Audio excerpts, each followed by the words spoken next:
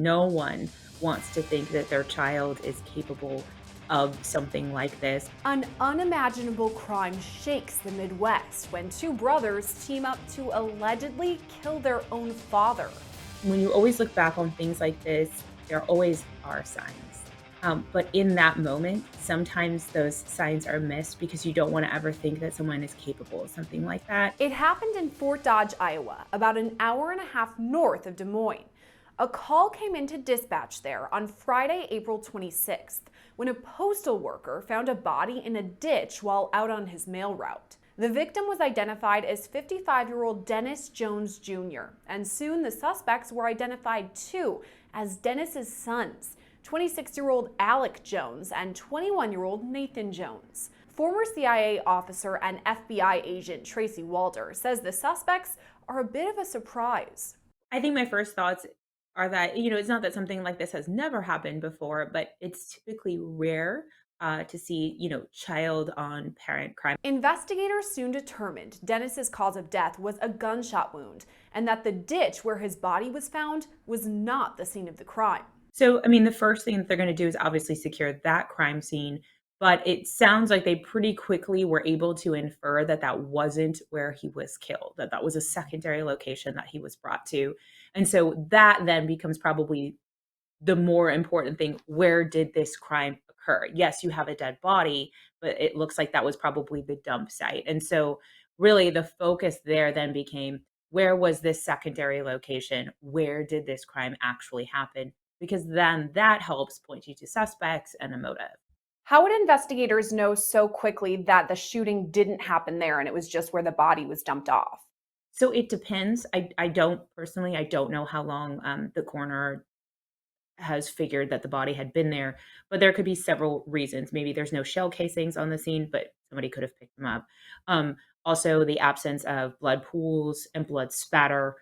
It could just really easily hint to a dump site. And I know you said the next step after finding the body would be hopefully finding out where this murder happened. Do you think that identifying the body and knowing this man's name could have led them to that crime scene and his family? Of course, identifying obviously a victim is, and I should have mentioned this, is one of the first things obviously that you do. And then they will look towards where his place of residence was and then sort of work out from there. Investigators now say it was 26-year-old Alec Jones who fired multiple shots at his father. He's now been charged with first-degree murder. But authorities say he didn't work alone. They allege his brother, 21-year-old Nathan, worked with Alec to carry out the crime. He's been charged with aiding and abetting murder in the first degree. How did they determine which brother did what? Yeah, that's kind of the more interesting thing here. Most likely, that was through seizing the victim's phone. And this is just my opinion and my hypothesis. They probably definitely seized the victim's phone. And then from there, maybe text messages and those kinds of things led them to realize who was the actual killer. Another thing, too, is who are the residents of the home. If this son was the full time resident of the home and the other was not, obviously that can then help them determine that. Or they could have easily gotten a confession that we just don't know about from the sons. Hey, I'm the one who committed this crime. He's simply the accessory after the fact. And so there's kind of three different ways that that could have worked out. In all honesty, when we see crimes like this of children killing parents, typically it is through a confession. Children will tend, well, he's not a child, but you know what I'm saying. They will tend to confess to crimes like this. Tracy says it's possible investigators already know a motive. It depends. It depends on how forthcoming the brothers are being, and I think they're also probably relying on the victim's wife and obviously the mother of them as well to shed light onto what the family dynamic was. Was there an argument that led to this? Because what will be key in this case is premeditation, right? But it looks like right now they're being charged with first-degree murder, so that hints at the idea of premeditation. And there are a variety of motives that could have led to such a personal crime. Honestly, it depends, right? We can't get into their mental state. So that could be mental health, could obviously be one of those factors, although just because you're mentally ill does not make one a murderer. So that's important to remember. I also think, too, you don't know if an altercation of some point took place and that altercation turned violent. It's hard to know. Or were the brothers, if you look at the Menendez brothers, one of the defenses that they used were that they were victims of crimes. And so the way that they acted was in self defense. I believe they were accusing their father of molesting them. And so that could be another reason as well. The case Tracy's referring to is that of Lyle and Eric Menendez, who in 1996 were convicted of murdering their parents. At trial, the brothers alleged their father sexually abused Lyle for years, and they committed the murders for fear that their father would lash out at them for exposing the truth. The Jones case is a bit different in that the suspect's mother, Shannon Jones, is still alive. In fact, she's been outspoken about the case since her husband's murder.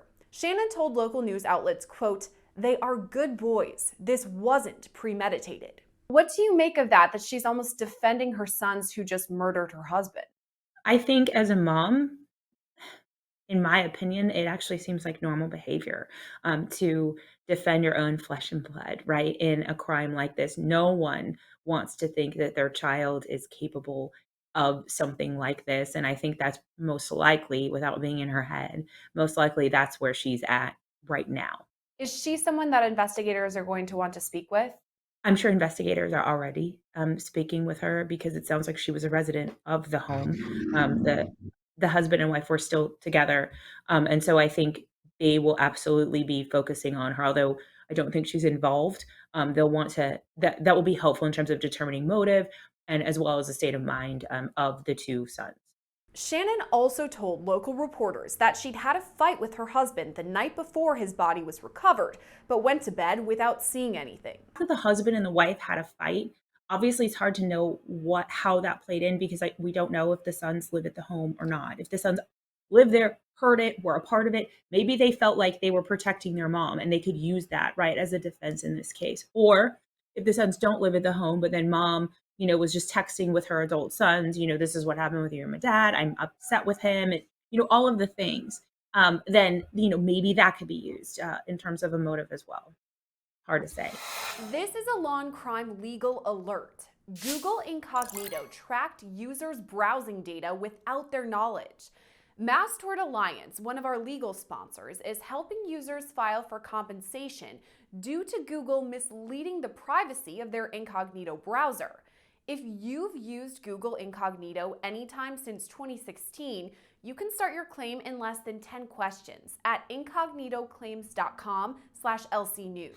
And while Shannon believes the murder was not premeditated, a first-degree murder charge means prosecutors feel differently. We've talked about the charges, first-degree murder for at least one of the brothers, and I'm wondering about premeditation. It seems like investigators believe there was at least some.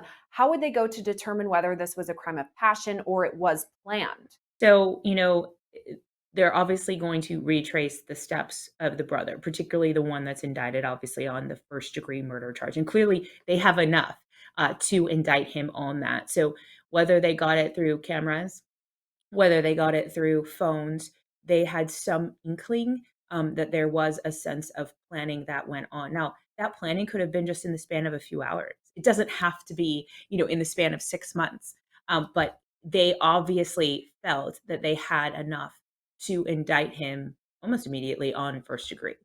And we talk a lot about collecting evidence via cell phones or internet search history, all of that. What sort of things would investigators be looking at? Text messages or location of the phones? I also think ring cams might play a part here. I have no idea if the home has a ring cam in any way, shape, or form. But if it does, I would imagine that is going to be a valuable tool. The ring cams of the sons in their homes coming in and out will help determine time frame and who's been at what place. I think sometimes we forget how useful ring cams can be in terms of helping to at least guide us in the right way to solve crimes. But yes, of course, digital evidence is going to be extremely important here because even if there was some kind of an altercation between the father and the son, maybe there was a cooling off period that was occurring and they were texting back and forth and then things escalated again. We don't know. But that I do think digital evidence is going to be really important here.